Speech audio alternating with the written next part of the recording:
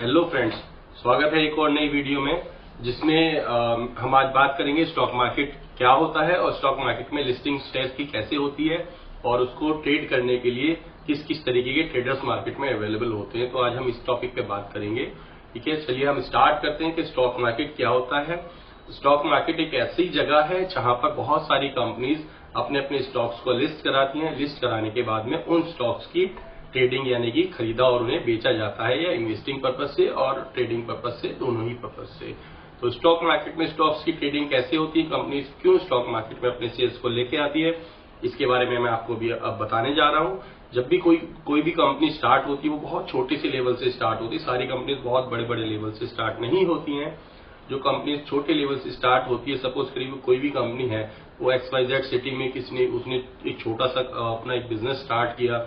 Business start करने के बाद में वो धीरे धीरे से बिजनेस ग्रो होता है। ग्रो होने के साथ साथ कंपनीज की जो यूनिट्स हैं, मेरा कहने का मतलब है कि वो एक जगह पे एक ऑफिस होता है। एक ऑफिस होने के बाद में फिर उसका दूसरा ऑफिस होता है, तीसरा ऑफिस होता है, चौथा ऑफिस होता है, पांचवा ऑफिस होता है। धीरे धीरे कंपनी ऐसे करके ग्रो होने लगती है। जब वो कंपनी ग्रो होने लगती है तो कंपनी को और ज्यादा एक्सपेंड करने के लिए बहुत सारे पैसों की रिक्वायरमेंट होती है।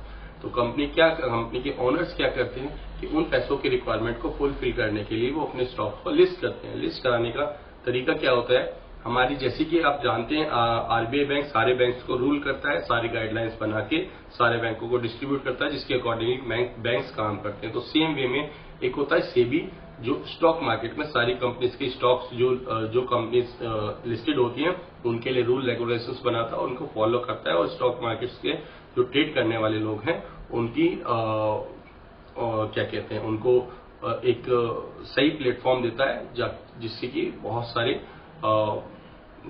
गलत तरीके से कोई ट्रेडिंग्स ना हो। बहुत सारे रूल रेगुलेशंस ऐसे बने जिससे ट्रेडिंग करने में कोई किसी भी प्रकार की कोई दिक्कत ना हो।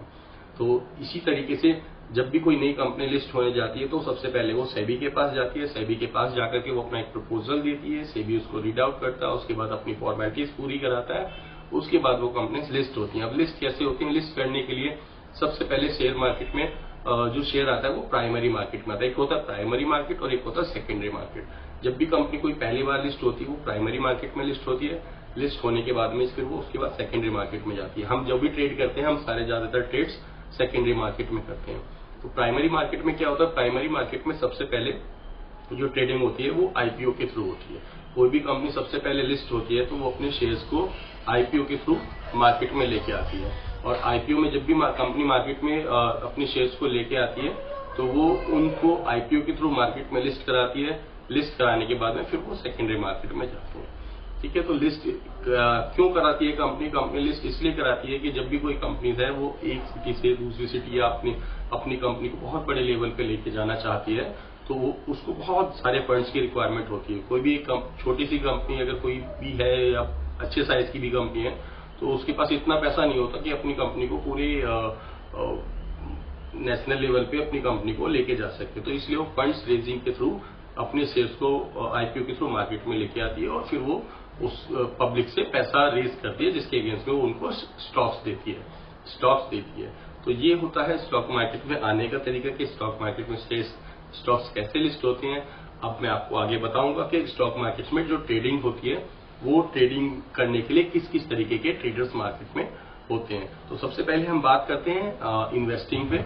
एक होता है इन्वेस्टिंग, सबसे पहला इन्वेस्टिंग होता है, फिर एक दूसरा होता है स्विंग ट्रेडिंग होता है, और एक फिर होता है इन्वेस्टिंग के साथ साथ एक उसको पोजिशनल ट्रेडिंग भी बोल सकते हैं।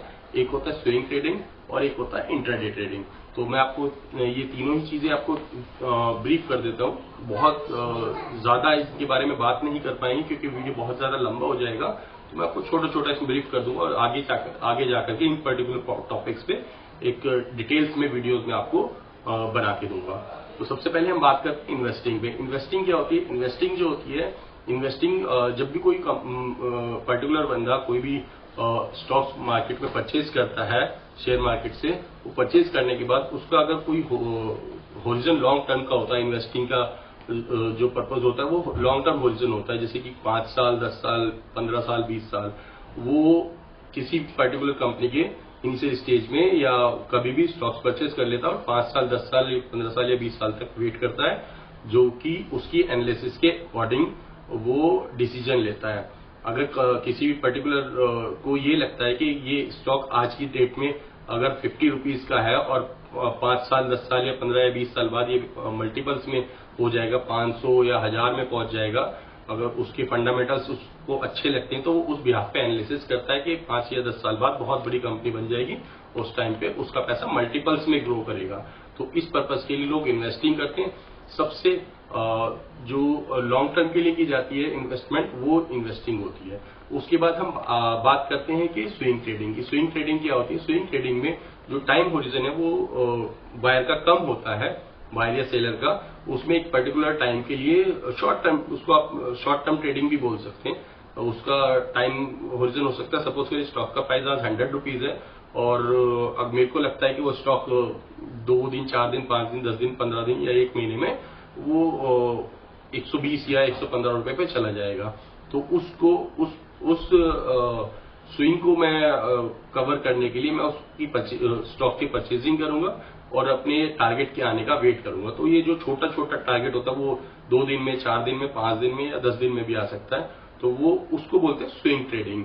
इसके बाद थर्ड नंबर पे आता है हमारा इंट्राडे, जो सबका चहीता होता है, इंट्राडे ट्रेडिंग। इंट्राडे ट्रेडिंग में क्या होता है कि कोई भी बंदा अगर स्टॉक को परचेज करता है और वो सेम डे में उसको सोल्ड आउट कर देता है। उसके बाद में वो देखा जाता है कि उसने कितने रुपए पे खरीदा था, कितने पे बेचा था, जो दोनों का डिफरेंस होता है वो उसका प्रॉफिट या लॉस कुछ भी हो सकता है। ठीक है, तो ट्रेडिंग करने के लिए ये 3 तरीके सबसे इंपॉर्टेंट होते हैं। सबसे पहला इन्वेस्टिंग, उसके बाद स्विंग ट्रेडिंग और तीसरा होता है इंट्राडे ट्रेडिंग। आज की वीडियो में इतना ही। आगे आने वाली वीडियोस में बहुत सारे टॉपिक्स पे, इन्हीं टॉपिक्स पे डिटेल्स में बात करी जाएगी और हम इसके साथ साथ ये भी बताएंगे आपको कि किस तरह के जो प्रोफेशनल ट्रेडर्स होते हैं वो किन किन स्ट्रेटजीज को फॉलो करते हैं और किन किन स्ट्रेटजीज के बाद साथ में मार्केट में ट्रेडिंग करते हैं। इसके अलावा आपके पास कोई टॉपिक हो या आपकी कोई क्वेरीज हो तो आप प्लीज कमेंट बॉक्स में मेंशन करिए। मैं कोशिश करूंगा आपकी क्वेरीज को रिजॉल्व करने की, और साथ साथ अगर टॉपिक अच्छा हुआ तो उस पर भी हम अपने डिटेल्स में वीडियोस बनाएंगे। Thank you.